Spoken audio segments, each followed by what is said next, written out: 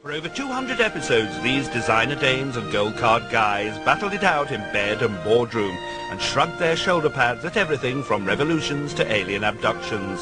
So what's happened to the Carringtons and the Colbys, and why have their lives and loves proved quite so enduring? I think possibly one of the reasons why people still are interested in Dynasty is because it was bloody good. Welcome back to the wonderful world of Dynasty, or Dynasty, as they said in Denver. You heard him, Blake. You're finished. You've lost everything. And I now own this house. This house? Are you insane? Oh, no. I'm perfectly sane. So take this junk and your blonde tramp and get out of my home. You are insane. This isn't your house, and it's never going to be. It's all mine, Blake. And I have the papers to prove it. If these walls could talk, what a tale they'd tell. This is the Filoli Mansion near San Francisco, fictional home to the Carringtons.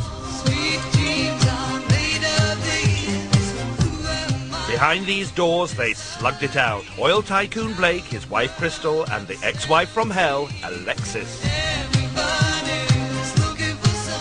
With its big money and big hair, Dynasty symbolized the dreams and fashion nightmares of the 80s.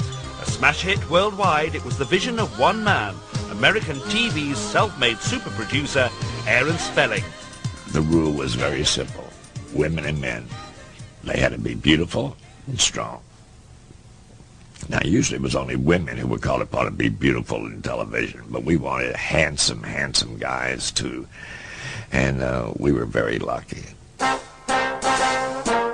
Of course, to me, it was wonderful. It was a designer's dream, having beautiful women to dress. I've had a lot of scripts that say they're beautifully dressed but never any money. They just gave me all the money I needed. The minute you walked in the joint, I could see you were a man of distinction, a real big spender. Each episode of Dynasty cost $1 million. Nothing quite like it had ever been seen on TV before. I realized that there was something different about Dynasty, the way that it was produced and the effort that was put into it and scale, and but it was big time. So let me get right to the point. It was the house, it was the cars, the private planes, it was just everything about their lifestyle that we tried to portray was, maybe it's not realistic, but did anyone care? It was very lavish. Wouldn't you like to have fun, fun? How's about a few laughs? When we would shoot them having dinner, the food was incredible. There was really caviar. It's always interesting to step up to the Dynasty, sort of production level, and everybody would come, people who would come from daytime television would, come onto the set of Dynasty and be, pretty much floored by the opulence and the catering and the flowers, and there'd be thousands and thousands of dollars just in floral arrangements on a set. Hey, big spender. Hey. Millions of dollars of jewels, which would go back to Tiffany's at the end of the day shooting. There were always Brinks guards on the set and stuff. There's just a lot of money floating around in the sets.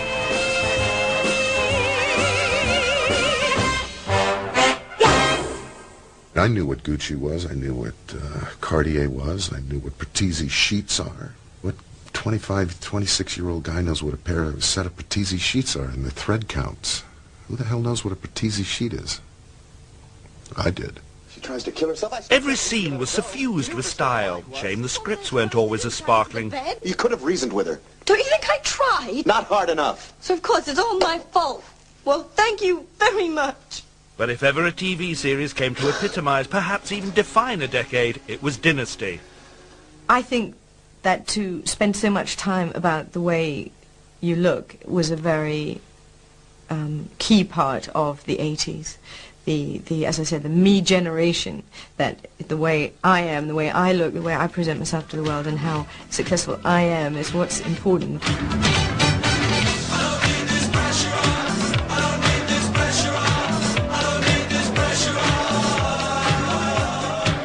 Dynasty came into vogue the same time that, Reaganomics were taking off, and it was very much free market wheeling and dealing, and you know, money was the thing.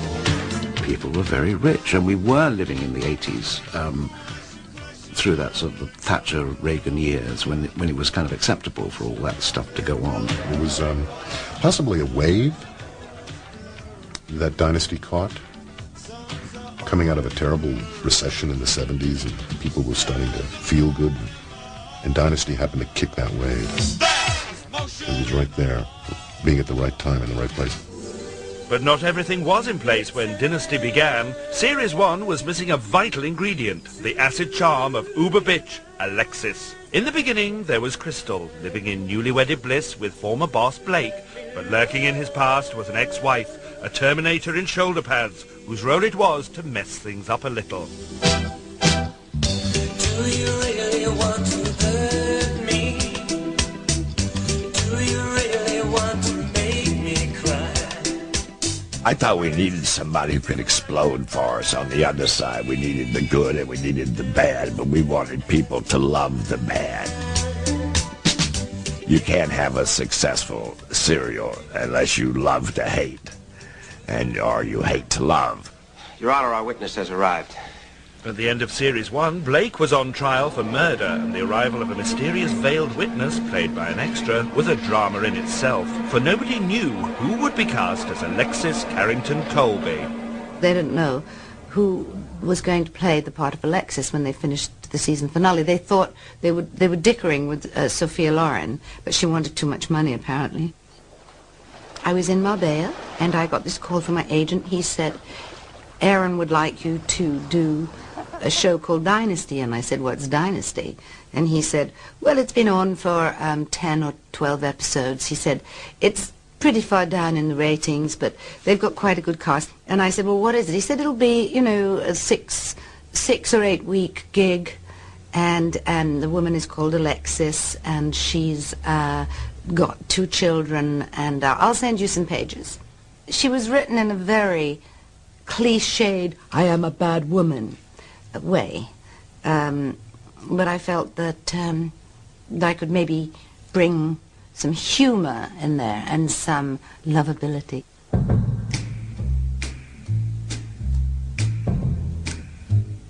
Ooh, Alexis would never have behaved like this. She wouldn't have been caught dead on the underground. But Joan Collins has always known how to command an audience's complete attention. Never know how much I love you. Never know how much I care. When you put your arms around me, I get a fever that's so hard to bear. You give me fever. I told the network that's who I wanted to bring in, play as John's ex-wife, Alexis. And I heard this voice say to me, but she's English. I said, yeah, a lot of people are, including Richard Burton. It didn't hurt him, did it? Oh, okay, Aaron. But in the 1970s, Joan's career had been suffering from rising damp. You say the sweetest things. That is until 2 British films made from Sister Jackie's novels, The Stud and the Bitch, had an effect like cinematic Viagra. Easy, Tiger. Like the view. They told me that they hired Joan Collins to play Alexis, and I said, Joan Collins? I don't know who she is. I have no idea. I was driving down Sunset Boulevard in not a particularly big billboard, but there was a small one in the building. There's a lady dressed in black with a whip, and it said, Joan Collins, the bitch. And I stopped, and I said, oh, oh, this is going to be fun.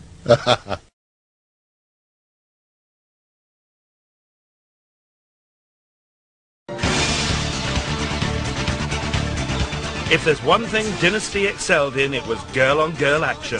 Catfights and mudfights ensued as Joan Collins put the nasty into Dynasty.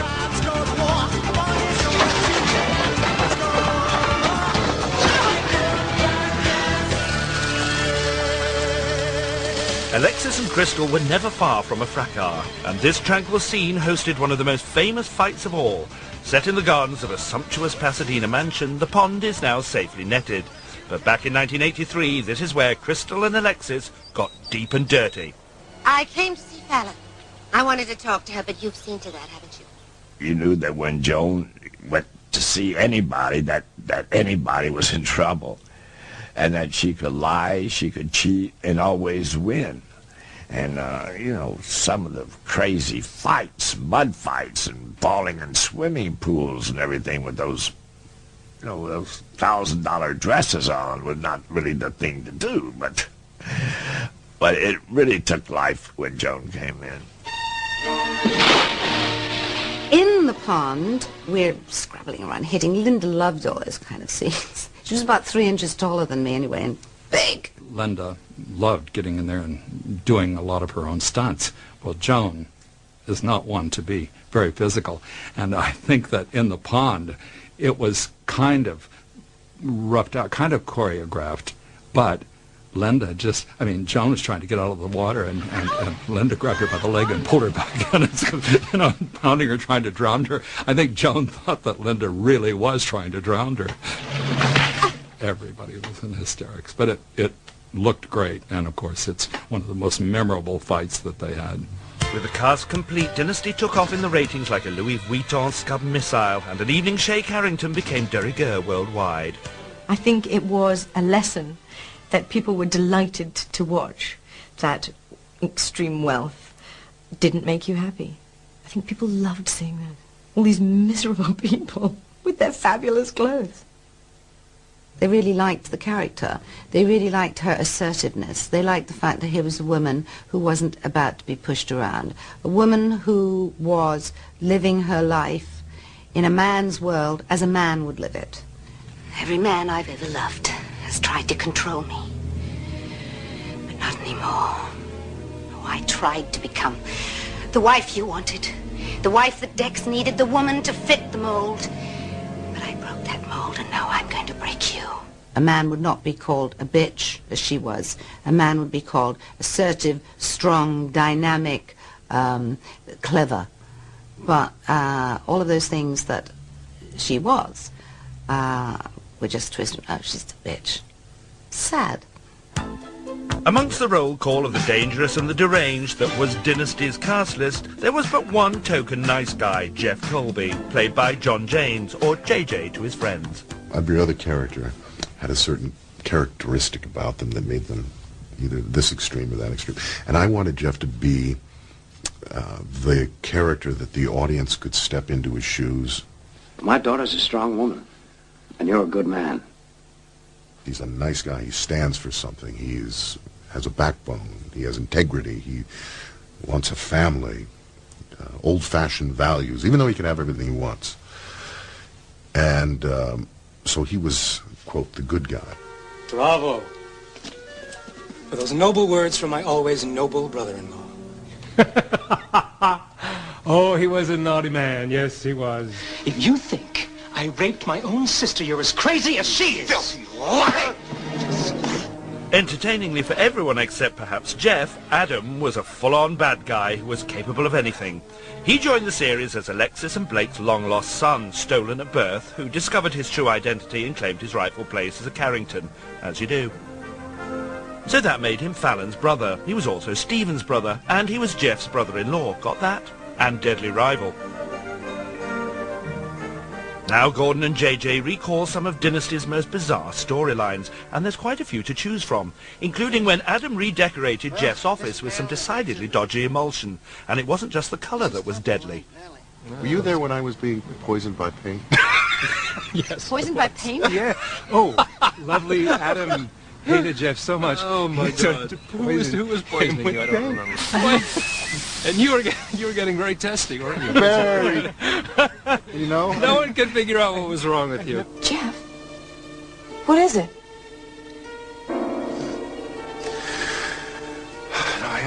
No, I'm okay. It was very difficult to play a person under the influence of paint. What I don't want to do that. The only drug in Hollywood no one should be pulling up. I went home and I tried sniffing glue, but that wasn't quite the right good thing is no one could look at you and say, that's not how you react when you're under the influence of paint. You could have done a it. lousy job. I've seen people on paint, pal, and that is not how they react.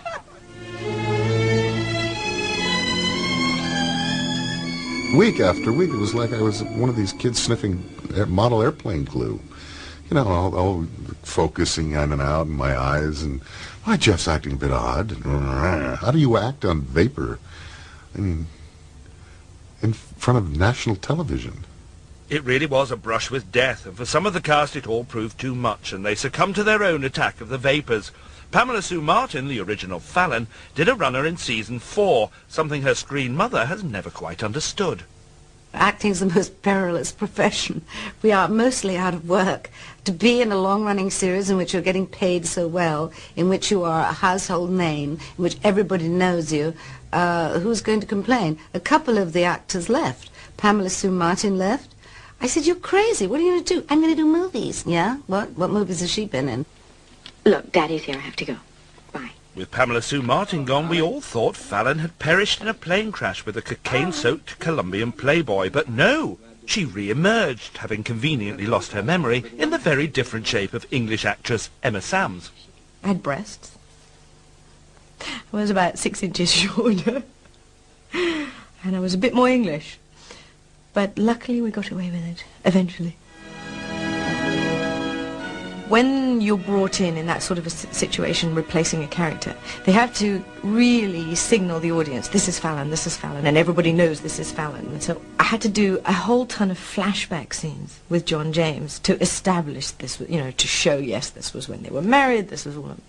And most of those were bed scenes. And so my very first day of work with John James was, well, the first day on the whole show was pretty much in bed. The look of love. When Emma came in, she was terrific. She was lovely, lovely, sweet, adorable British bombshell came on, and I had fun. But on-screen sauciness is still just acting after all, and Emma Samms had her own strict rules when filming Getting Jiggy Between the Sheets. It's just part of the territory, I guess. I mean, Emma had her rules. I had mine too.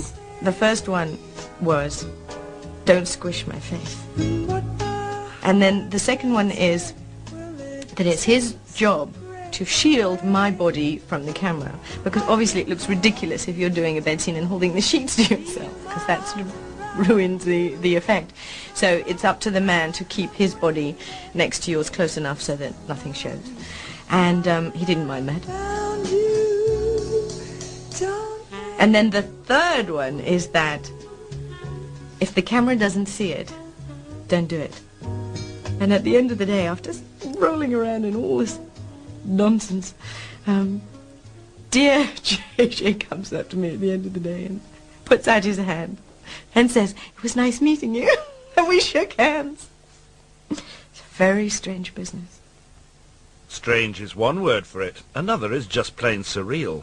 When Jack Coleman came in to play Stephen Carrington, Blake's gay son, he looked nothing like the actor who'd first played the role. No problem. This is Dynasty, where everyone is two-faced. Nothing a little oil rig explosion in the South China Sea with some subsequent facial reconstruction can't handle. I think there were actually an episode or two before they took the bandages off where I was just sort of wrapped up and muffled-voiced and, you know, but boy, those doctors really, they did an amazing job. No scarring and no stitches and perfectly coiffed hair and not a scar, and it was pretty interesting. Changing faces wasn't the only risk Aaron Spelling took with Stephen. By writing the first gay character into a primetime international series, he was heading into uncharted TV territory. I'm mad about the boy.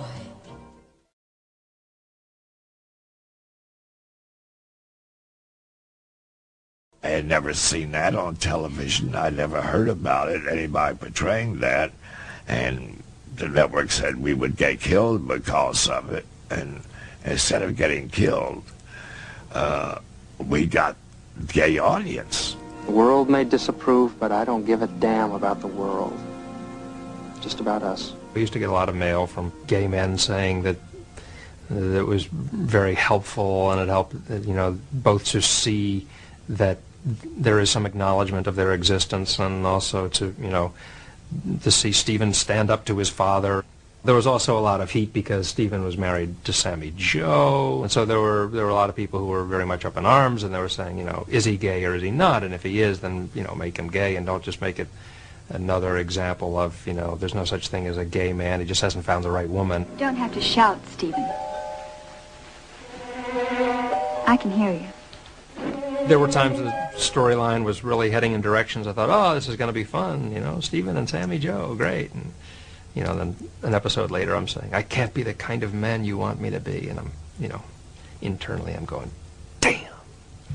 Because, you know, I wanted to be the kind of man she wanted me to be. But, you know, that was my own personal axe to grind and had very little to do with the character.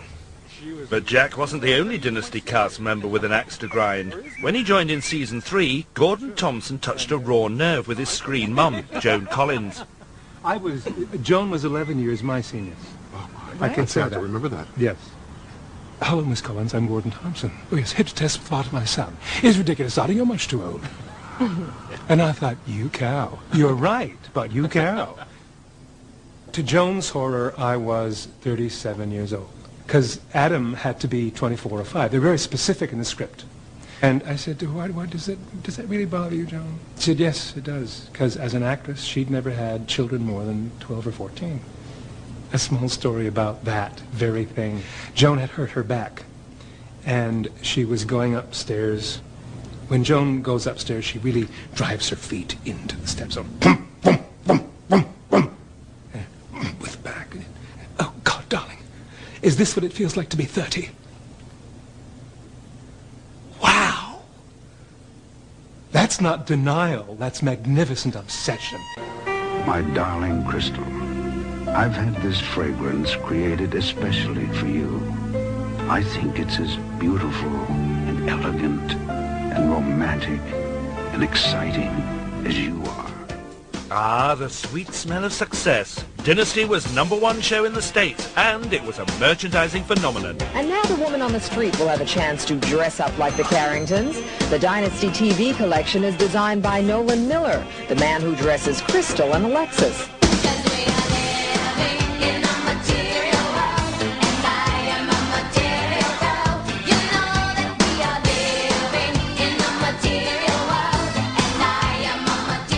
Never knowingly understated, from designer to department store, people were queuing up to buy into the Dynasty dream.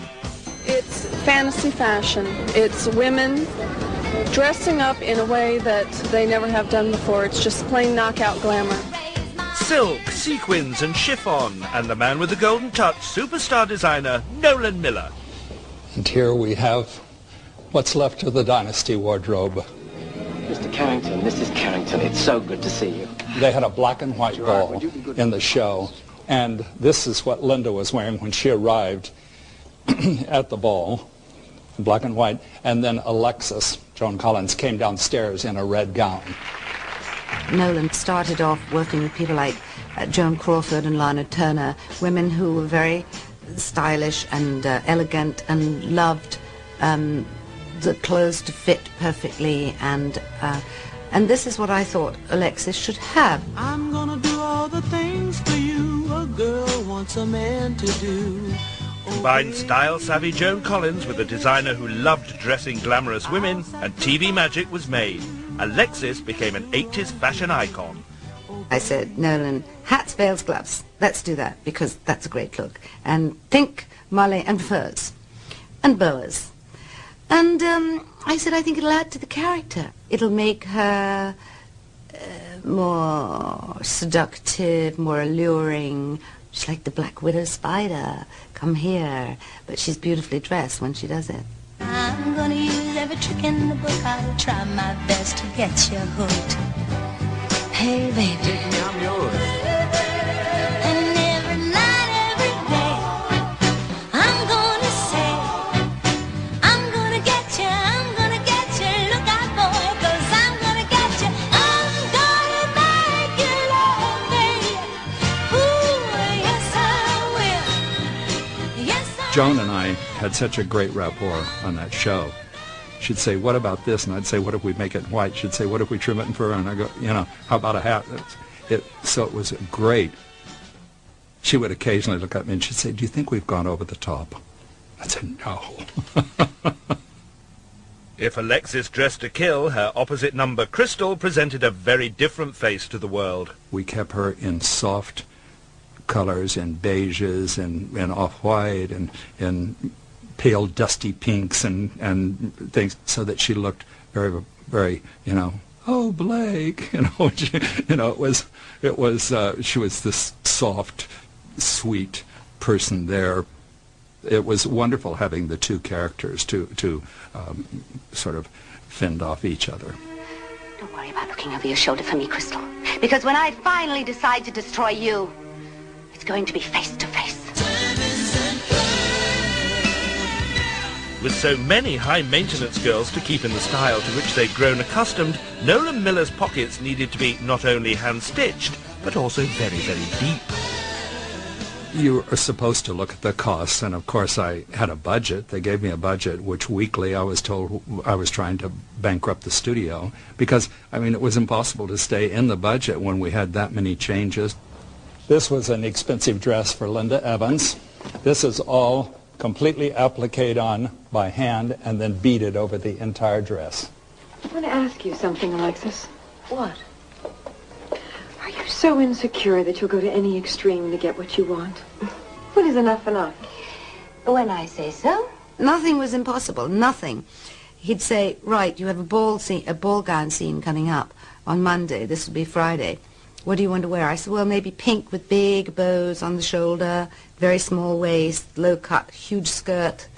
And then I can wear it when I meet the Queen Mother, when I go to the Royal Command performance next month or something." And they'd do it. This was a gown that we did for Joan Collins. She only wore this for a couple of minutes, but it's completely hand beaded and, with a great deal of glitter and stones. All of these kind of dresses ran an average of $5,000 a dress. With such a wonderful wardrobe to draw upon, it's no surprise that a few of the Dynasty girls have run off with some rather fabulous keepsakes. Well, of course, we spent a lot of time in evening dresses. This is one that I somehow ended up with. I'm not quite sure how. The detail on this, it must have taken hours and hours and hours and hours. And the beautiful silk chiffon, there's so much of it. And again, that's so expensive. Just beautifully made, structured. It's got bones in it. You just can't help but look good in something as gorgeous as that. Beautiful. It is, isn't it? The clothes are, it's like now watching a costume drama. The clothes epitomized 80s fashions and styles and all that glamour, and just some of the clothes are ridiculous now when you look at them. I remember once that they decided the shoulder pads had gotten ridiculous. It was too extreme, and they decided to eliminate shoulder pads. Well, the furor that went on, I got calls from Paris, from fashion editors, saying, "Are you crazy? Every collection this season has shoulder pads." So we had to issue a statement saying there's been a mistake, that we said we were going to minimize shoulder pads. Once I wore a Pierre Cardin suit, and I think it had felt like wings on it. And I had a scene on the telephone, and all you could see was the cameraman kept on saying, move the feathers, move. I said, "They're not feathers, they're felt accessories." Looking through old magazines of that time, I think that women looked fabulous, fabulous. They'll never look like that again.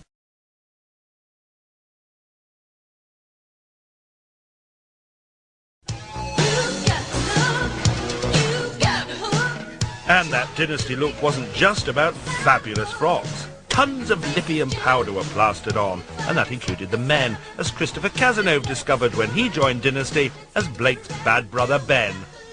I wore a lot of makeup too, but Joan wore an awful lot, and the lip gloss, so you couldn't actually do a proper kiss.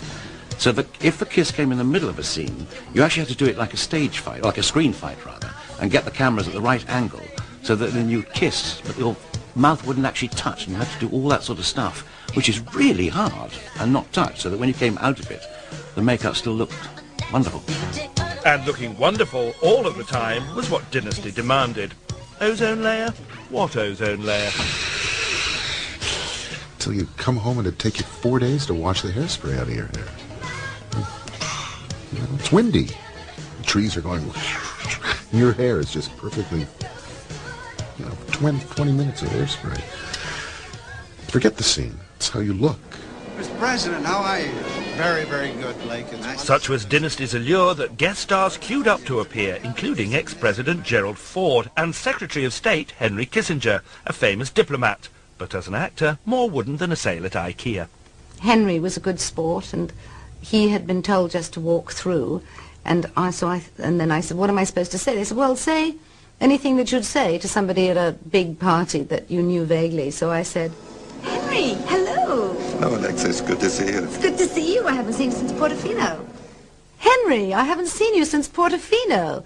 And he had a sort of stunned look on his face, and then I went off to speak to somebody else. I don't think he quite knew what Portofino was. It was fun. I got a call from him about 2 days later, said, I just want you to know that I have never been to that country. And to this very important secretary, say that's it. It's fiction. We're shooting fiction here. We don't have to have been to that country. But it was amazing. It was amazing how the ex-presidents were certainly willing to be in the shots and, toast with their martinis. It was very exciting. Always believe in your soul. You've got the power to know you're indestructible.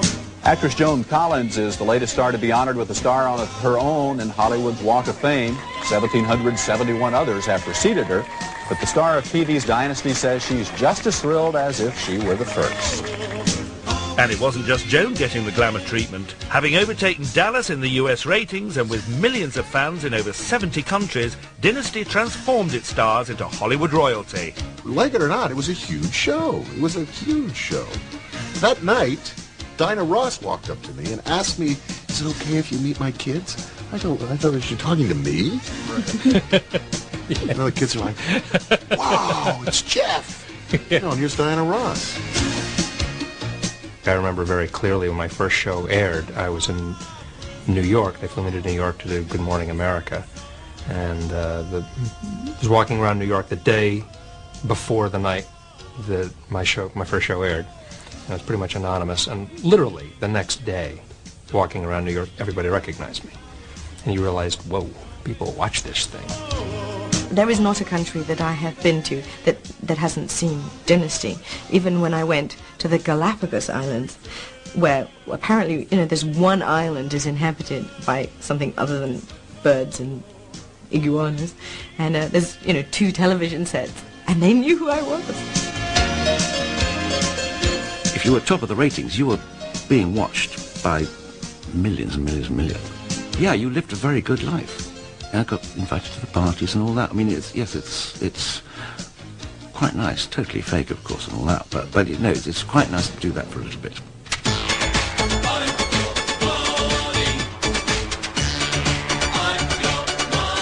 Top of the telly tree in Tinseltown. It was heady stuff for the Dynasty stars. But along with the fame were fortunes to be made from being a part of Denver Carrington and Colby Co. The British actress Joan Collins has been offered an extra £20,000 a week to go on playing the arch-villain Alexis in the television soap opera Dynasty.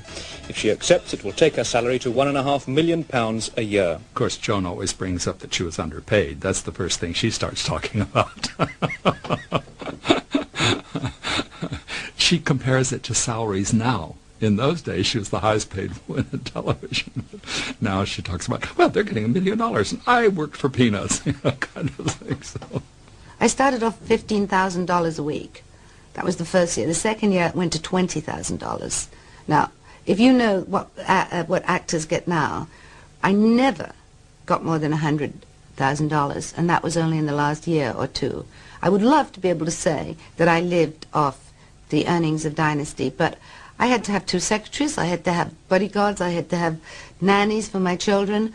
Believe me, I did not have great savings from having done Dynasty, not at all. One thing I think I was smart at the time, and is that I knew that this can't continue. This does have an ending. When that will be, I don't know. But I'll ride this as far and as long as I can. And I'm not going to take myself too seriously. But I realize that this is Hollywood. This is temporary. And fame is fleeting.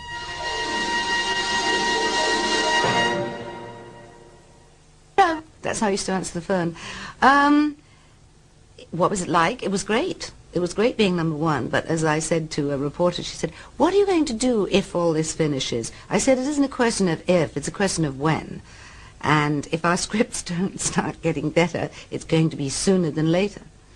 In the beginning, it was really a straight drama. I mean, it was very serious stuff. It was, and very good. And in the end, it became almost a caricature of itself. Dynasty's storylines had long avoided the inconvenience of credibility, but when they shipped the family out to Moldavia for a royal wedding, even the actors' jaws started to drop. You look at the page and you read that there are going to be 75 commandos streaming through the windows with zip guns, and you in Moldavia at this wedding. That, I think, is when I said, this is unbelievable.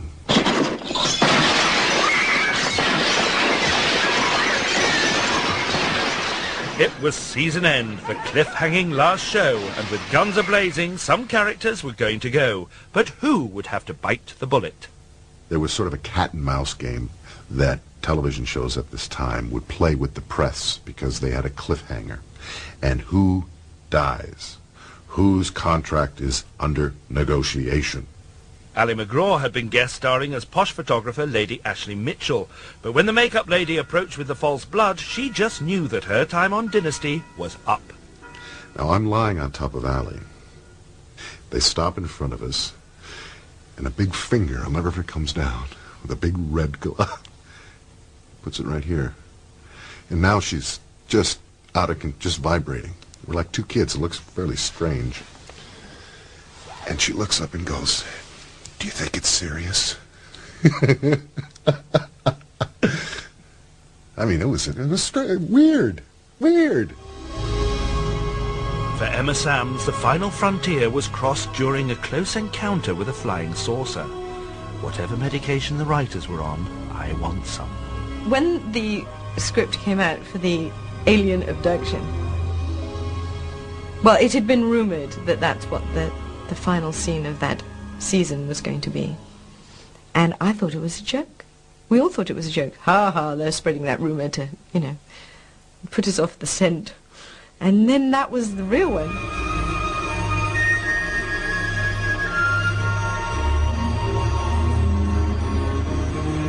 Oh dear.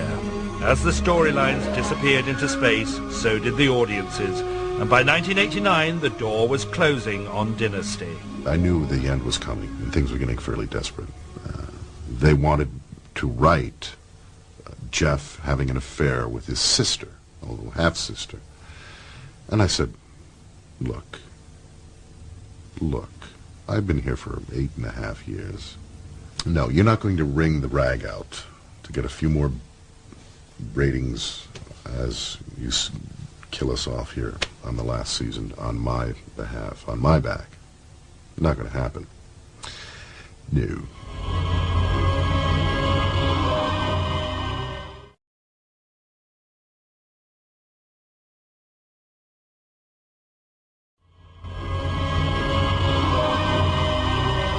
It had to be in the top 10 to be worth making.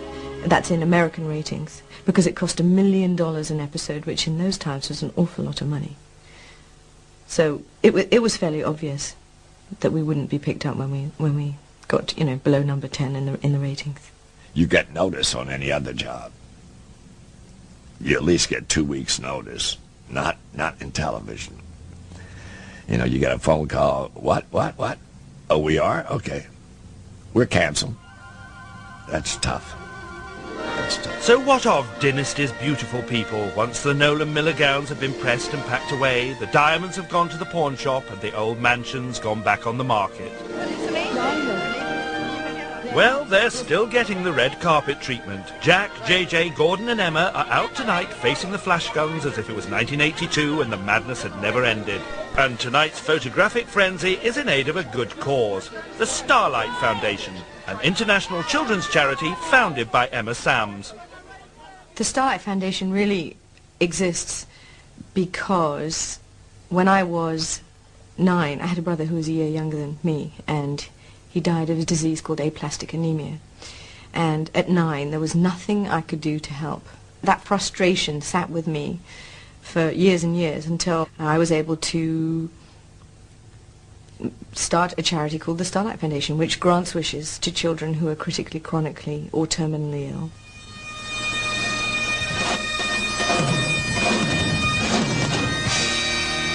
And to raise money, they're throwing a glitzy LA charity bash. Along with the Dynasty stars are the bagpipes, ballet dancers, and as celebrity compere, they've got Jamie Lee Curtis. You know, when they say it's a hard act to follow, hello, guys in kilts! But even rockers in kilts were put in the shade when Emma stepped on stage. You can take the girl out of Dynasty, but you can't take Dynasty out of the girl. I happen to be wearing tonight the Archduke Joseph diamond, thank you very much, which is 77 carats and worth $27 million. It was a real treat to have my Dynasty friends show up because it adds that whole sort of wonderful, glamorous element that makes the charity seem very appealing. The $27 million diamond that I was wearing around my neck also works in the same way. Though I think the Dynasty guys were better.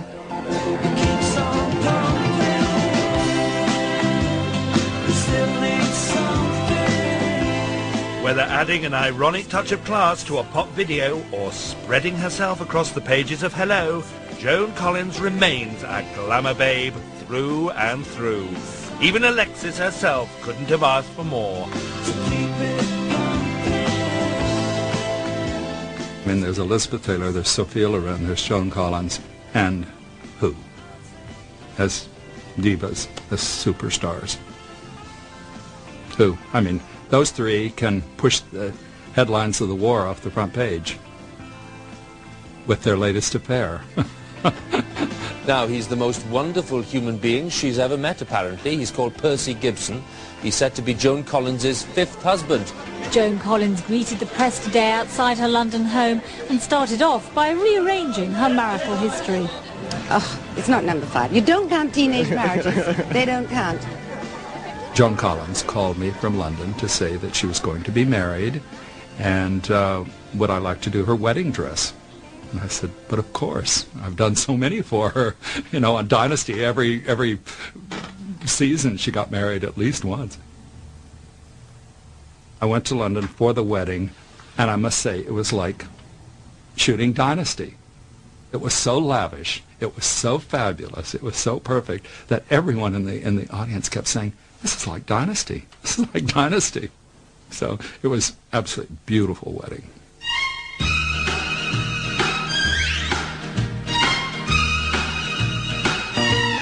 Well, now it takes more than a robber. Describe my life? Well, I get up in the morning and have a cup of coffee, read the papers. How can you describe your life? I'm very happy. I've just been married for 2 months to a wonderful guy. Well, it takes 2 hearts of cooking.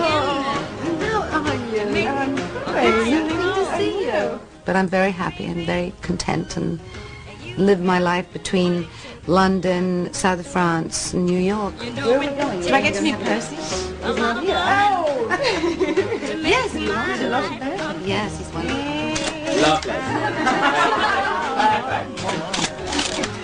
Lovely. That's it. And baby, you got what it takes. When John James was on Dynasty, he was Mr. Canny Colby. Now married to Denise, a former Miss Australia, he wheeled and he dealed, and the investments he made set him up for life. They used to call me Dow James. Now, he's rich, John James. John James, in fact, John Forsythe used to complain about him. Where's JJ? I said, he's on the phone talking to his broker. I said, all he ever does is talk to his broker. I said, yeah, well, you know, he's probably smarter than all of us. He's making investments. And you know something? He was, because he doesn't have to work again. I made a lot of money, kept a lot of money. Would I give up my life now? No. No. Children, a wife, dogs, horses. You realize, I hate to say it, but that's really what's important in life. However, Dynasty has allowed me to live this lifestyle where I can devote 24 hours a day, if I wish, to my children and my wife. Had it not happened, things obviously would be very different. Jack Coleman got what his character Stephen never had, a stable home life. He married a former Dallas actress, has a young daughter, and still acts. No, well, I said goodbye to it, you know, a long time ago. There's nothing in my life, in my house, in my, you know, that you have has any connection to Dynasty. And his one-time on-screen wife, Sammy Jo, actress Heather Locklear, stars in hit show Spin City, and has joined the campaign for research into Parkinson's disease with former co-star Michael J. Fox. If we're to find a cure for Parkinson's this decade, it's going to take a lot of passionate people. Yeah, that's what I'm talking about. John Forsythe, once the blue-haired Blake Carrington, is now a white-haired 84 years old and has retired to his ranch in Northern California. Crystal, Linda Evans, owns a chain of health clubs and lectures on aging issues, that's growing old in English, advocating natural remedies and building self-esteem as an alternative to the facelift, drawing on her own experience of cosmetic surgery. And Alexis' husband Dex, actor Michael Nader, has become the black sheep of Dynasty, having been arrested in a New York nightclub last year on drug charges.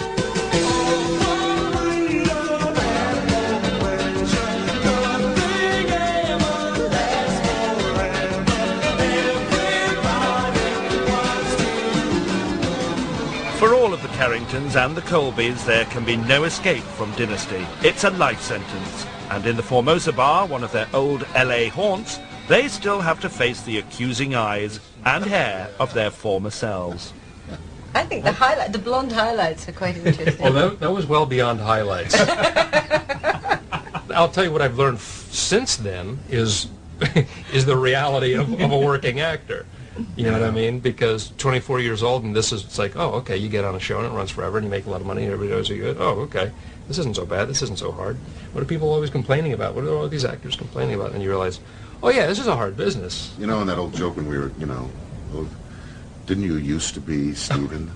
I think the worst thing that happened to me was somebody came up to me and said, "Oh, you look like that Emma Samms," and I said, "I am Emma Samms." Like that Emma Samms. And they said, "Oh no, she's much prettier than you are." Oh no, they didn't. Gordon Thompson, now turned 57, has enjoyed a successful TV career, but he knows that he will be forever Adam Alexander Carrington. We were the last time a television show, I think, was an event. Yeah. Truly.